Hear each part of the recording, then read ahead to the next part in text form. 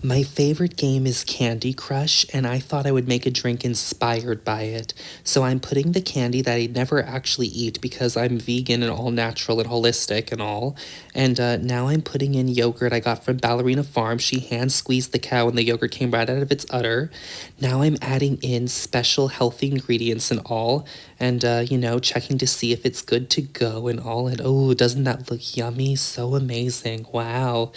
And this drink is it's cake batter. I'm actually making cake batter is what I intended to make.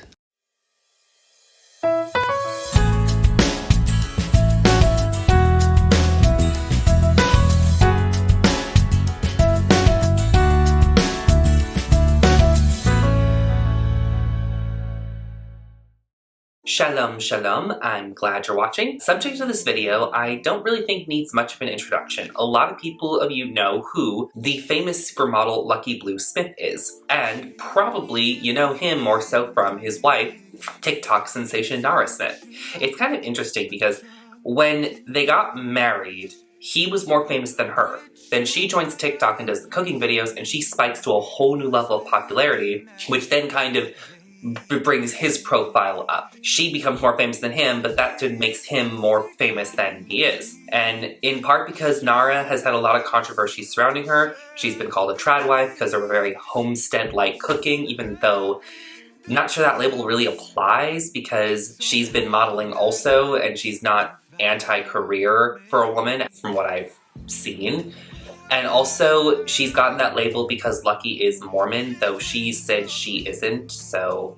and she has her own religious beliefs, but whatever, that's... The other controversy is the age, because they got married when Nara was 18, and Nara was a little weird about her age for a while. She either lied or it was miswritten and she never corrected it, because she was 18 when she got married to Lucky, and backtracking on when the relationship started, she likely was before 18 when they started dating. This wasn't a controversy, but it should have been. In 2017, when Lucky was 19, he announced he had a baby on the way with his then 26-year-old girlfriend, Stormy Bree. And everyone was like, oh, how cute, isn't that so cute? And I'm like, okay, that's just creepy. Kind of backtracking of when the relationship started with Stormy Bree, who he had his first child with. Likely that relationship also started before Lucky turned 18, so he mimicked the same behavior he got onto his then next partner. But now it's time to dive into the history of Lucky Blue Smith, and I'm doing that using his book. Yes, that's right, he wrote a book, believe it or not. I know, it's surprising. Stay Golden, it came out November 2016. I read it. This is actually the second time I'm reading it because the way this video started, it actually was a TikTok, and that did well in views. Then I made it into a longer form video on my other channel, which I had to close down because I had too many strikes from YouTube. That video was doing well, and why not just repost it to this channel? Because the sound quality was this. Tried to mold Lucky to more like an alpha male-like appearance to match like the... Yeah, sorry about that. I thought I'll redo it a little better.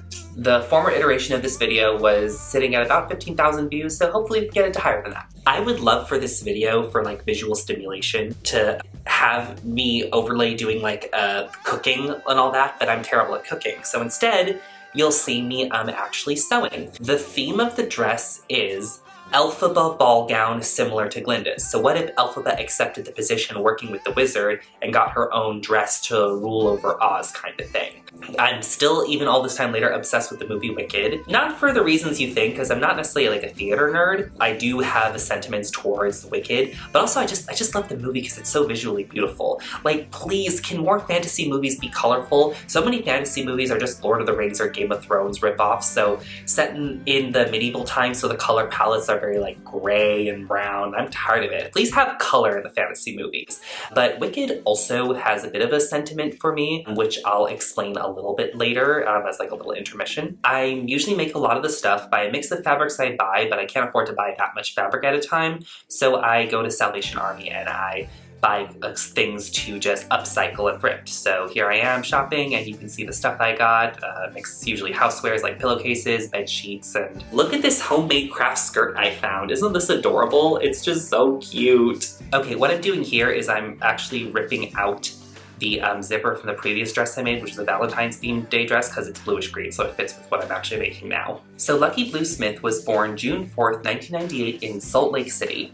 When he was 2, his family relocated to San Clemente, California in Orange County, and they lived a very typical California beachy life. And then sometime later they moved again, this time to Montana, to live in his grandparents' vacation house because his dad was starting his own business. And I assume they were living there rent-free, so his dad would have more money to invest in the business. Then randomly, without explanation, Lucky and his family relocate to Spanish Fork, Utah, where the majority of his childhood would be. And I don't know what happened or why. So Lucky was a very active kid because he was in all sorts of activities, you know, Mormon community with a lot of kids, so of course there's going to be a lot of programs to keep these kids entertained. It was also in Utah he actually got his hair styled in the signature way it is now that he kept.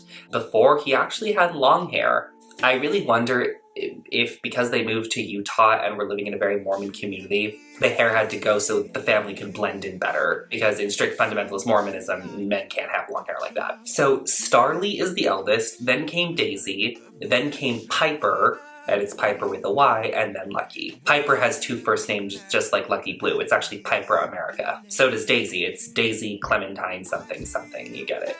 Also, I think they have a relative named Grand Canyon also. A guy who looks like Lucky named Grand Canyon Smith is very much featured on his early Instagram. His dad, Dalen, is a California native and was always into music and loved music, and the mom is from Utah. Both also came from large families. And I'll go into this later, but Lucky's early modeling ventures, a lot of it was with his sister Piper. In Lucky's book, he has like insert pieces written by like family members.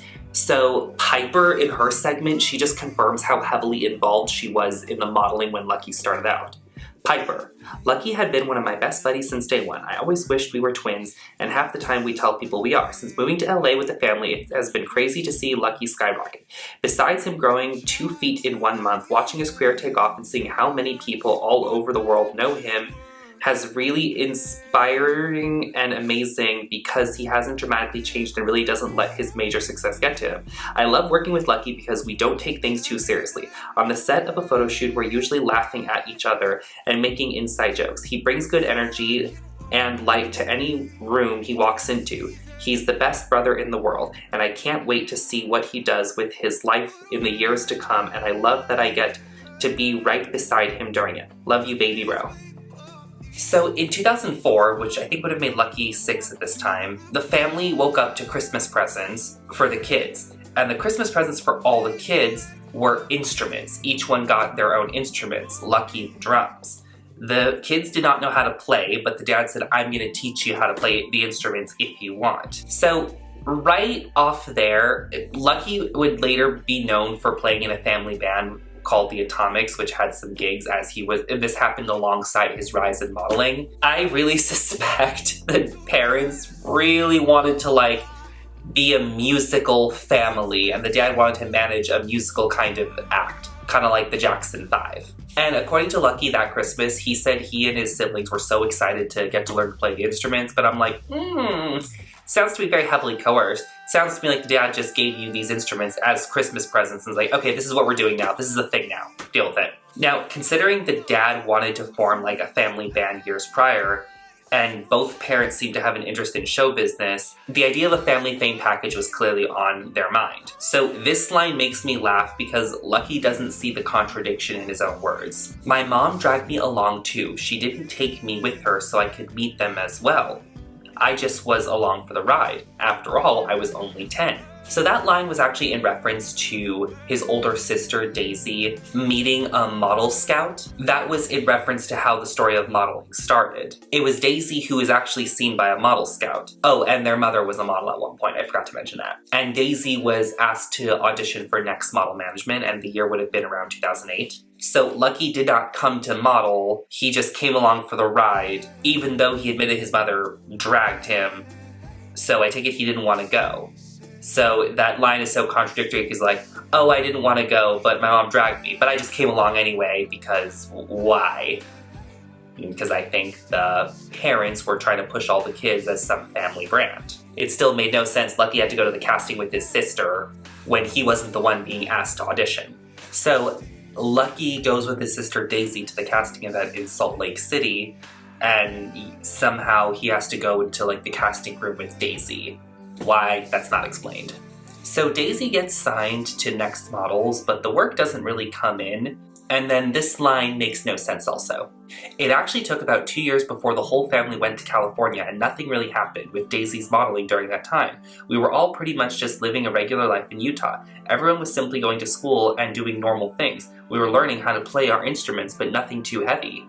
Why did they have to move to California for Daisy's modeling career when the work eventually did come in? Why couldn't just one parent go with her and the other stay after with the kids? See, the parents always wanted to create some brand for the family, and the moment they got some kind of industry connections, they're like, okay, we're moving to California to make your dreams in Hollywood happen. Again, Lucky didn't see his parents were just trying to sell him out and all of the other kids into the modeling industry to get as much money as possible. Even though I wasn't excited about going to the Next office, I still had a decent attitude about it. The main reason we were meeting with them was for Daisy, and I was excited for her. We all were. Because we were on vacation, my mom told them the whole family was coming in and they would be able to meet Piper too. Piper was growing up and almost as tall as Daisy, but she was still only 13 years old. I was 12. With buck teeth and braces, I wasn't on their radar at all. So Lucky said the modeling agency Next wanted the family to relocate to Los Angeles, and his parents weren't for that, but that changed once all the kids were signed to the agency. Sure, the parents weren't for it.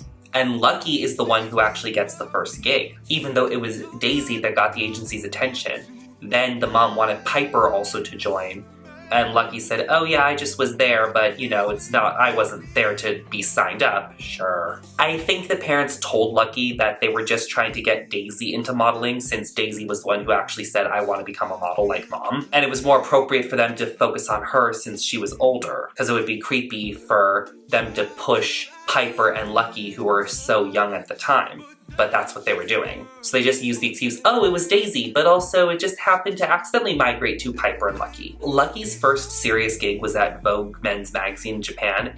Pay attention to this because I'm actually going to talk about the Asian market later. The story of his first photo shoot is weird because I kind of have a hard time believing it. There are so many details missing. I think Lucky has a heavy nostalgia filter. He has pictures of a lot of his early photo shoots, except that one. Only put like one behind the scenes shot, and that picture of the Japanese Men's Magazine shoot is of him playing the drums. Kind of like the family band thing. Interesting. The theme of the shoot was music, and I wonder if a deal was struck that Lucky could model for the magazine if it was some kind of themed shoot that would promote the family band. Which makes me question the terms and conditions the parents negotiated with the modeling agency and having all the kids signed as like some family deal and specific kind of branding rules. Like the parents pitched all the kids as like, hey, they're sellable as like a cute musical family, and the modeling gigs can help bring attention to like a whole other kind of act they can do as well. So eventually, years later, in 2012,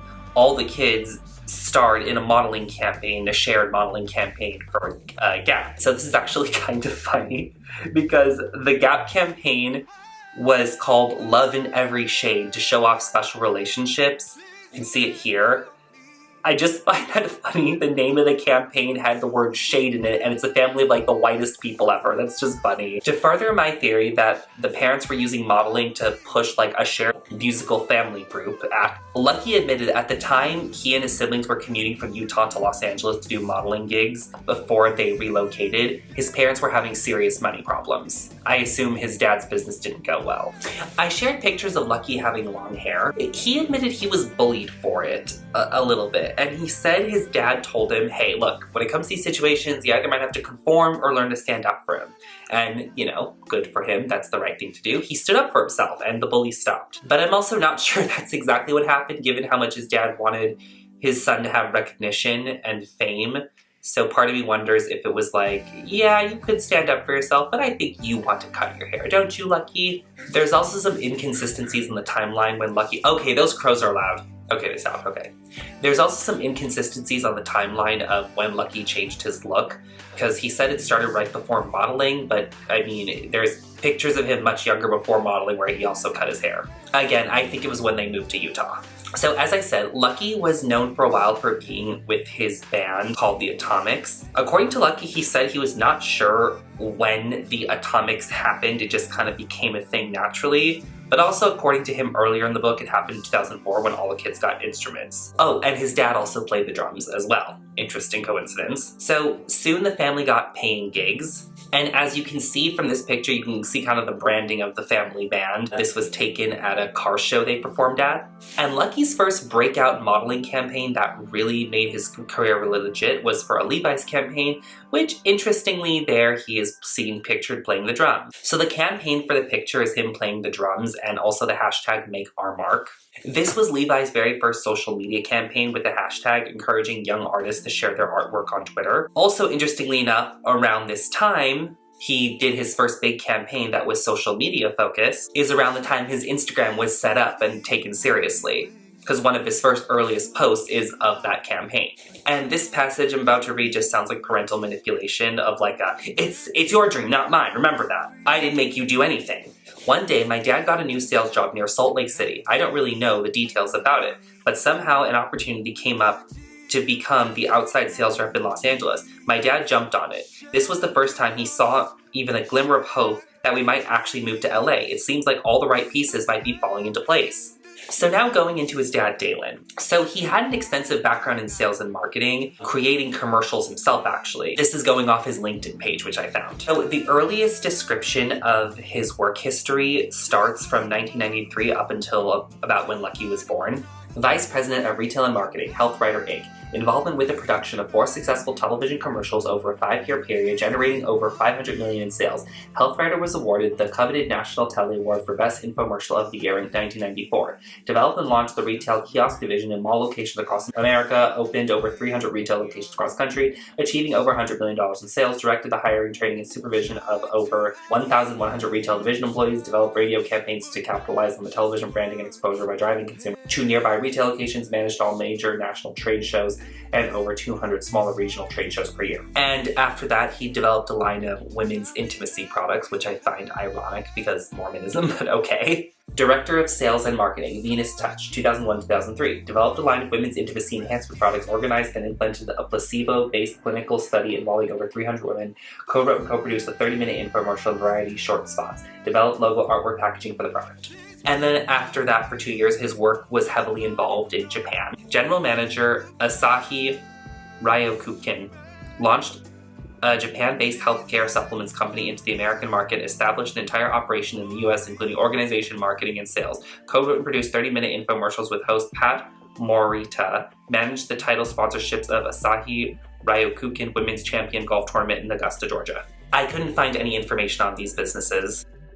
In 2006, he launched his own business called Knucklehead Music. Again, he was very much always fascinated with the music and the music industry. President Managing Member, Knucklehead Music, 2006-2012. Created the company's unique brand concept and marketing approach to capture a share of the guitar string and musical instrument accessory market. Developed 6 product lines with 30 products from concept to launch. Opened sales and distribution channels over 1,400 retail stores across the US and 9 foreign markets. That business did have a physical location in Salt Lake City, but again, I can't find anything about it. And given Lucky said his parents had financial issues, I wonder if Knucklehead Music really dragged them down financially. But the fact his dad worked in the music business and advertising is just so telling. So eventually the family relocates to Los Angeles for, well, the family's modeling career. Sure, family. Lucky was almost of high school age, but he never got a chance to go to normal high school. He just had too many modeling gigs. I mean, I'm sure there could have been a way they could have found a balance for both, but I don't know, the parents were gunning for it. And remember what I said about the Asian market? You've got to check this out. My dad grabbed the computer and showed me a video of some TV talk show in China that had a huge picture of me in the background, while the hosts were obviously talking about me. Then he showed me another and another. Then he went on Baidu, the Chinese equivalent to Google, and typed my name in. We couldn't believe what we saw. My name was all over the place, with countless pictures and videos. Obviously, we couldn't read anything, but it was very clear that China knew who I was. And so then there's an explanation about why he got so popular in China. So I think this is what happened. Sometime during my first Fashion Week season, pictures of me modeling and walking around the city were leaked in China. From what I understand, and I really know nothing about it, China has very strict regulations on global internet access. Apparently, very little makes it into the mainland China, but somehow I snuck through. Oh yeah, my skateboard around Hollywood Boulevard routine includes stopping for pictures with people from China. I mean, China does have strict laws regarding what is permitted in the country through the internet, but still they have all the same they have most of the same accesses like to websites here, except Facebook. So what I think really happened was his dad, having worked in Asia, very well knew how well his kids who are blonde hair would do in Asia. Seriously, I've encountered quite a few blonde people, including a family member of mine, who when in China, people were coming up to like take pictures of them because it's just so unusual to have blonde hair, natural blonde hair.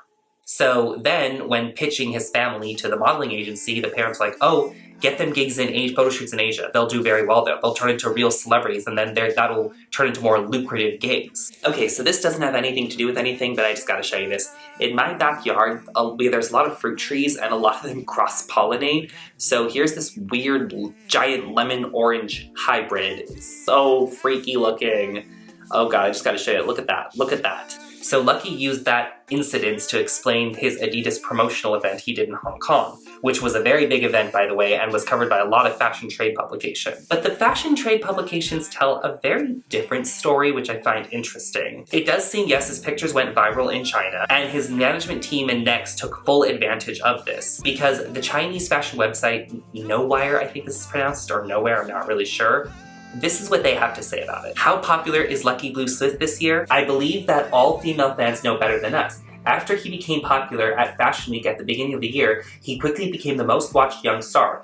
Even on his newly opened Weibo account, he has more than 300,000 fans, which shows his popularity. Recently, with the Adidas Originals 2015 Spring-Summer event, Clover specifically invited this popular model to promote the latest items and matching in Shanghai. In addition to the super color clothing and CX Flux shoes he is wearing, what else is there to see? Needless to say, his face, of course. Okay, I know that was a little grammatically awkward because I was using Google Translate. Google Translate's kind of bad a lot of the ways. So you heard that right. Lucky Blue Smith opened a Weibo account, Weibo being China's Facebook, and quickly gained 300,000 followers. That's more followers he had at the time than on his Instagram. And he still maintains this Weibo account, which he updates semi-regularly. It sits at 400,000 followers now, and the last post was November 2024. So he still keeps a hand in the Asian market. So modeling for Adidas in China was just like an access part to get to see his Chinese fans and make relationships with other Asian brands. Modern Weekly China's latest cover story features up-and-coming model Lucky Blue Smith, known for his platinum blonde locks. The fresh face poises in a set of rebellious portraits. Lucky Blue Smith is captured by photographer Shigbur Lens and dons athletic wear wardrobe that is handpicked by stylist Mocha Shen. Mocha dresses her muse in leather sleeve varsity jackets and mesh jersey tops, a printed swimsuit from labels including Adidas, Xander Zhao, and Marni, among other names. For this exclusive, Lucky poses in a high school setting and is lensed in a classroom, in the locker room, and gym. The model's look marks fashion's revival of retro sportswear and features a mix of affordable and high-end menswear staples. Lucky was and still is incredibly popular in the Asia markets. Bilibili is China's version of YouTube, and if you put his name in that website, there's just endless clips of reposts of his modeling photo shoots, and some have gone mega viral. And this was always the case since he first got noticed in China years ago. And in April 2015, he was on The Ellen Show, which is kind of a rite of passage for anyone who goes viral online, crossing over into mainstream fame. Remember the days where going viral got you on Ellen?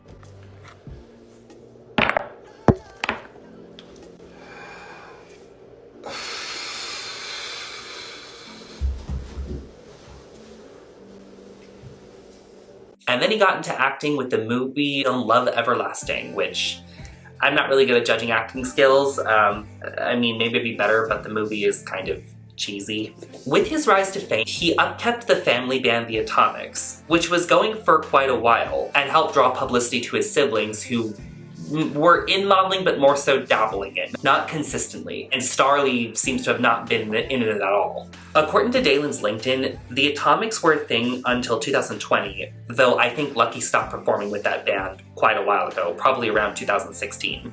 So that's most of the story of Lucky Blue Smith, but there were already some inconsistencies and a heavy nostalgia filter involved. So let's go into what I think really was going on with him and his management. What I find interesting with Lucky is while he showed some campaigns featuring him and his siblings, he left out how much his sister Piper was involved in his early modeling ventures. Like, from 2013 to 2017, he and his sister were marketed together a lot. Piper has not been up to much lately. Why do I feel happy today? Why don't I feel depressed today? Was it because I took a caffeine? Jeremy, how do you work this camera? Jeremy, where's my tripod? Jeremy, where are the little twirl things that go in this machine? So this is actually why I'm taking up cooking. So I'm obviously thinking about getting a divorce, But for a while she was making her own way in Hollywood. She actually dated Pamela Anderson's son, Brandon. And Lucky and Piper even also did a short movie together, so Piper got a little chance at acting. But for the most part, a lot of the appearances Piper made, it was alongside her brother Lucky. I think they kind of asked around when my mom was pregnant, and my aunt was reading a book with the character name of Piper in the book. No. Actually, I know how she got. I know how she got. And the only time the other siblings were mentioned, Starlee and Daisy, were with the Atomics, which never really got much traction, the band. Killing it both in the music and fashion industries, so congrats. so much. Now the first question is, can you tell us what inspired you guys to join together and form the magnificent band that you guys are? Basically, we got instruments for Christmas one year. I mean, what do you think of the Atomics music? On Spotify, there's only 2 songs with not the best streaming numbers. To be fair, Piper did a considerable amount of modeling work on her own.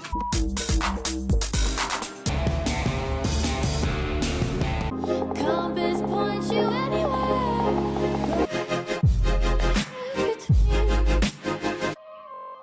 Boy, my favorite movie. But again, it never took off the same way Lucky's did. Her biggest achievement was getting the cover of Vogue Taiwan, but I think that was only because her brother also got the cover of Vogue Taiwan. Piper was still doing some modeling in more recent years, but it seems she does what she can do now to differentiate herself from Lucky. In this video she posted in 2019 to the IMG Models YouTube page. My name is Piper America. I'm 22 years old. I'm a Pisces. Not that I really believe in that, but it's fun. I've recently come to this realization that I'm an artist in my own way. Growing up with a sister who painted and collaged and made physical art in that way, I was like, okay, I'm not doing that, I can't do that, I'm not an artist. But again, I think she only got that feature on the IMG Models YouTube page because Lucky was signed to IMG Models at that time. She honestly seems a little off to me. Yes, I believe in magic, and I believe in Jesus Christ. Not really sure what Jinn or Goblin is. Jehovah and Michael created the earth under the direction of God, that they just put the animals. And Daisy, even though there was never much interest in her, it seems she really did try to push her own modeling career also. Here in 2015 is her being featured on the W magazine YouTube page, but look what it says in the description box. It says Daisy, sister of Lucky and Piper. Ouch. So it really seems to me that the parents just cycled through the kids, hoping all of them would get big modeling gigs together, which would then turn into a big musical act. But that just didn't happen. First Daisy was the one signed, but nothing happened with her. Then they moved on to Piper, and Piper seemed to have gotten maybe some attention. And then Lucky. And Lucky was the one that really blew up because of the Asian market who just went crazy for him. And because Piper was still interested in modeling and had some chance, she was brought along as well, but she didn't last. So now you got a snapshot of Lucky's career and a little bit of the family, but there are some details he left out. I mean, there's so much more not said. Starting with his mom's LinkedIn, why does it say she was the manager of Lucky Blue Smith LLC, starting in 2013? So his parents made an LLC named after their son, even though they were supposed to be involving all the kids in modeling. Wow, yeah, totally didn't see that Lucky was becoming more popular and just focused on him and pushing him. Furthermore, if this doesn't prove how much his parents were so controlling of his brand image, I don't know what is. I found an LUK article confirming that the book was not meant to be written by Lucky originally. It originally was advertised as his dad writing the book about him. This article came out before the book's release. And I just find that so funny. I guess sometime down the line, it was decided it was best if it was written in Lucky's voice. But wow, his dad was supposed to publish a book about him, which means the book was supposed to be authored by Dalen Smith, not Lucky. And go back to the dad's LinkedIn page and you see the name of someone he worked with, Simon Fuller. Who is Simon Fuller? Simon Fuller is actually quite a very powerful mogul. He used to manage the Spice Girls and created American Idol and Pop Idol. So he was in the music business. Later, he got into the modeling business, buying the modeling agency Storm Models, which represented Kate Moss, Cindy Crawford, Emma Watson, and Lily Allen. And with that agency, he wanted to help further the fashion careers of legit celebrities like the Beckhams, Kelly Clarkson, and Andy Murray. So interesting, Dalton and his wife formed an LLC named after their son, and at the same time started working with a man in the entertainment business who used to work in music who just got into the modeling business. Interesting. I mean, in the book, Lucky named the people he worked with from Next Models, which were Alexis and Mimi, but he didn't mention that he moved over to IMG Models, and then didn't mention that he worked with Storm Management. So given that he was starting with a traditional modeling agency and was moving into more modeling business management teams that also help push more entertainment-like careers, it seemed Lucky's success came from a mix of things. Professional modeling portfolio, the traditional way, before agencies just purely scouted models from social media, and engineered virality on Instagram. By August 2014, he had 100,000 followers. I think he got to that number because that year he did a Pepsi commercial, which I think really boosted his numbers. Can't get more recognition from the public than Pepsi. Around the same time of the Pepsi commercial, he was networking with internet-specific celebrities like Acacia Brindley, at the time known as Acacia Kersey. I'm sure she lent a large portion of her following to him. Also in 2014, he was pictured with Allie Simpson, the sister of Cody Simpson, a teen pop idol at the time. Anyone remember Cody Simpson? He also did a photo shoot series with photographer Jordan Keith. Jordan Keith is a pretty big, recognized photographer in the fashion industry. One of his other clients is Bella Hadid. So I think Lucky started his modeling career right at the crossfire between traditional campaigns and scouting the internet for talent. I mean, he didn't start as an internet talent, but he was able to get into that space easy enough because he was in LA and had something of a professional portfolio. So influencers who would want to network with him so their fashion careers could be taken more legitimately by the industry, because there was a time when influencers weren't considered real fashion industry professionals. So with a decent following from Instagram and big brand names under his belt, he was able to get more coin for modeling gigs. So Lucky is essentially a mix of a bit of a social media industry plant and a real industry person who was able to network with pretty big social media names before they got too big to be so publicly accessible. 2014 to 2015 were just very big years for him because between the big brand names and smaller influencers that he got to know, his Instagram grew quickly. In late 2014, he had 100,000 followers. And by January 2015, he was getting close to 300,000. And that level of growth kept accelerating because he was able to leverage his connections to big name brands to do fashion weeks in Europe. Then fashion trade publications wrote more about him, thus funneling more attention to his social media. I mean, he got a puff piece written about him in New York Magazine. I do love New York Magazine and The Cut, but sometimes they do these stupid articles. And by 2016, he was the perfect mix of social media famous and respected in the professional fashion industry to be part of the Met Gala in 2016. Think of it, that's actually quite a short period of time. From nobody in 2013 just getting into modeling to 2016 in Met Gala, that's such a huge ascension. And that's just because he was balancing, again, brand names with, again, being associated with internet famous people as they were on their come up. Okay, intermission. So the play Wicked was actually a 16th birthday gift. My parents surprised me with tickets, and it's so funny because at the time they showed me the tickets, they were like, remember you said you wanted to see it? And I actually didn't remember saying that. I was like, oh, I did? So overall, I think Lucky Bluesmith is a tale of parents being entertainment managers, wanting something to happen, a totally different thing happening, and then all of them just riding with it. His dad, I think, really wanted a musical band that he could manage. The parents were heavily gonna push all the kids into modeling as a means of jumpstarting that, but really only Lucky took off, and they just went with whatever the industry saw him fitting to be a part of. And honestly, I don't really like that origin story. I think there's a lot of issues with it, and I think there's a lot more that we don't know about that's really shady. And let's see the final result. Okay, this is looking more like a dress Tiana would wear from Princess and the Frog rather than Elphaba, but you know what, I'm okay with that. I didn't cinch the waist enough because I was so afraid of it, because I either overdo it or underdo it, because the last dress, it was too tight and it barely fit on the mannequin. But okay, you know what, that's the result. And I got some leftover fabric to use for next time. I bought too much of this snakeskin velvet, but you know what, it's so beautiful, come on, you gotta look at it. And I don't know, I gotta be careful with using it because velvet weighs down a lot, so I'll figure something else to use it for.